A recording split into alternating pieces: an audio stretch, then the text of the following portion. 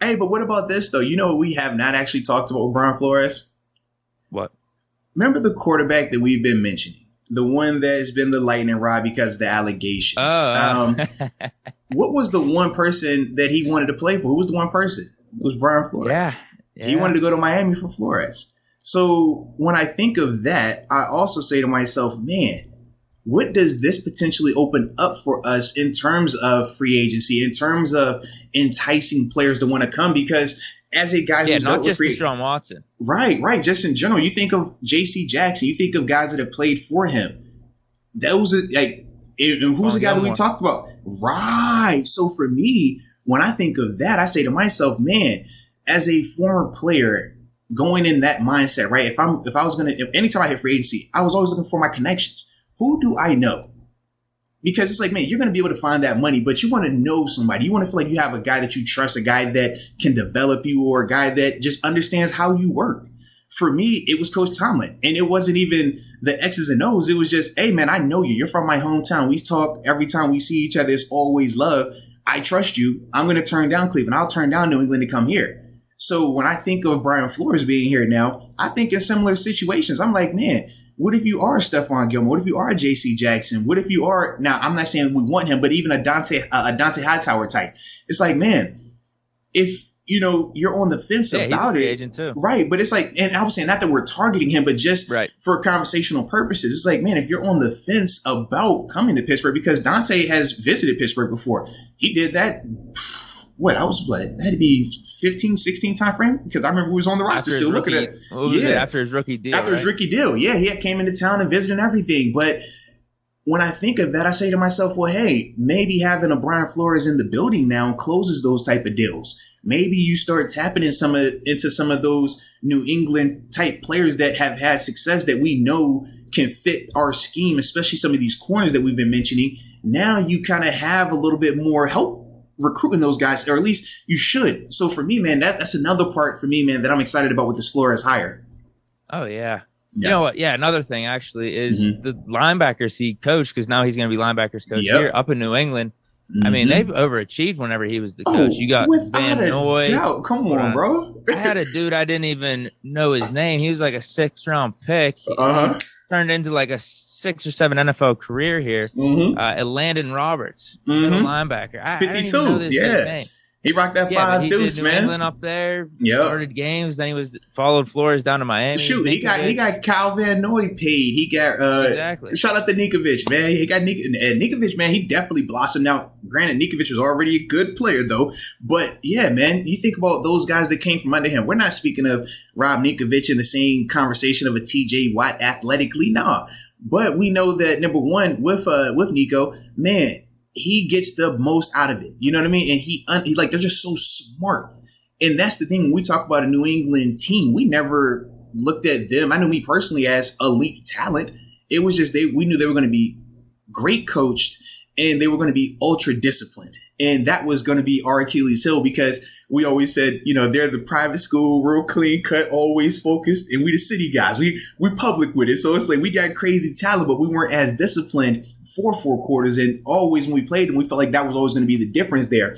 But with that being said, though, man, like I said, with Brian Flores, I mean, I just think that it's the pros like drastically outweigh any con in this situation right now, man. Now, with what you brought up about bringing in free agents or potential talent to the roster, and I guess specifically with Deshaun Watson, his timeline's a little tricky right now, because there's some news that came out.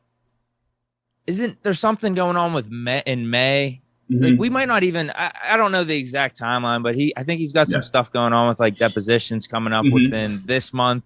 But then there's something going on still in May. So, like, teams are going to have to even wait that out. Yeah. And then you hear some of Kevin Colbert's comments today saying, like, oh, we're good with Mason Rudolph. He went 5-4-1. We're fine with him going forward. So that it makes me think less and less we're even going to trade for quarterback, let alone Deshaun Watson. Yeah. But we'll get to that, though, because obviously that's on the docket as well, man. We'll definitely get to that. Sequoia Harris. First off, good morning, my brothers. Yes, top indeed. of the morning. I'm about to say, what time is it? I don't even know where you're at, Sequoia. It's like 6:38 in the morning right now, baby. It's early for you.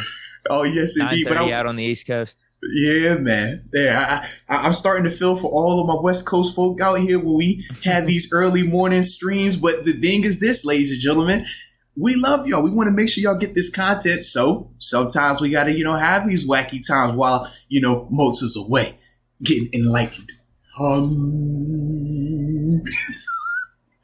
He continues and says, Moats, you just answered my question about Watson. But what are the chances of us getting a DW now that we have Flores? Deshaun Watson? Like I said, the biggest thing is the litigation part for him, right? If he can get the legal issues taken care of in terms of the lawsuits, because it's still civil. It's nothing criminal just yet, and that's why the NFL has not stepped in. Yeah, that's something with the timeline they're trying to figure out, too. So it's like the next month they're trying to figure out if he's going to get charged criminally or not. Right. So if they charge him criminally, well, that's a game changer. That takes him off the table, and obviously he'll have to go fight that court case, and then we'll see what happens after that. But if they do not charge him criminally and it still remains a civil case, I do think that potentially opens up the door for a team to potentially bring him in. And I know people will say, well, man, those allegations are allegations. Like, that's crazy. And you're 100% right. And trust me, I hate the fact that we're even talking about him with these allegations, but due process is a legitimate thing. And we know you have to have due process just because we've seen, either party could be lying, right? Whether you're talking guys or females in this situation. And that's why we don't want to point fingers either way. But when you think of the NFL, you think of some of the guys that have been employed in the NFL. You think of some of the allegations that these guys have had in the NFL. Quarterbacks, running backs, linebackers. Not just sexual assault. We got guys that have murdered people or even been accused of it. It's a lot that has happened with some of these NFL players, both in the past and currently. So I just think that if this case does not go to a criminal vein, if it stays in that civil ballpark, I just think that, man, he will find employment sooner rather than later. But it really is going to hinge on that criminal element, because that's just the one part where it's like, you cannot bring that guy on if it's criminal. You know what I mean? Like, you just can't do it. As long as it stays in the civil case, you can make, you can research some more and make your decision on that. Obviously, settlements and things like that would have to happen. But as a whole, it just cannot be criminal. That's the big part for me, man. What do you think if Deshaun Watson's cleared? How much do you think of Flores being only the defensive assistant / linebackers coach would affect some type of trade? Like, how much pull do you think? No, put it like this, man. I think, honestly, we become the forefront for a couple of reasons. Are you ready? Number one, we got Coach Tomlin. Okay? Guys relate to Coach Tomlin. That's just the nature of it. Then you got Brian Flores, a guy that Deshaun Watson had already expressed interest in wanting to play for. Now, I say this in the sense of, just because he expressed the interest to Brian Flores and wanted to play for him didn't mean that he didn't want to come to Pittsburgh. But you got to remember this. At the time when he was expressing interest, at the time when he was going through and saying he wanted to be traded, right? Who was our quarterback? We had Ben Roethlisberger. So why would he talk about wanting to come to Pittsburgh if you know Seven is here and that's the guy that you're competing against, same conference, y'all both are franchise quarterbacks, so it just didn't make any sense. But he looked at Miami and said, y'all got Ryan Fitzpatrick, you done had Josh Rosen, and now you got Tua. Man, I'm nicer than all them dudes. It's not even close. And that to me is why, Miami became so much more exciting to him. And then when you throw in the Brian Flores element, minority head coach, a guy that he felt he could relate to, it's perfect sense. But now you just take that same situation and you put it in Pittsburgh with more organizational stability, with a better overall roster. And now if you're Deshaun Watson, you're saying, dude, yes, this makes even more sense. But that's just the one element, right? The personal, could it sway him, yes or no? The second part is this. We talked about our cap space. We have a ton of it. We talked about our draft capital. We got the pieces that if we really need to make a move to trade for a Deshaun, if we need to pick up a contract like that, or even do some things restructuring it to make it just a little bit better for us, we can do that. And we're in position to do that. And we also said, if you're going to get a guy like a Deshaun, we know he has a big price tag, but it's because he's a force multiplier. When you have a Deshaun, you might can cut a corner on, some of these O-line. You might can cut a corner on something defensively. You might can cut a corner elsewhere because he can account for that. He can be good enough to be 2 and 3 players out there. And that's the part for me where I'm like, yeah, if you're the Steelers and you really want to go that route of saying, hey, I want this quarterback, I want this proven franchise quarterback, well, that's in play for you now. So to me, I just think that depending on, like I said, the criminal versus civil element, as long as it stays civil, I think that he is still very, very much in play now. Whereas if it goes criminal, I just think that he becomes off the books. Okay.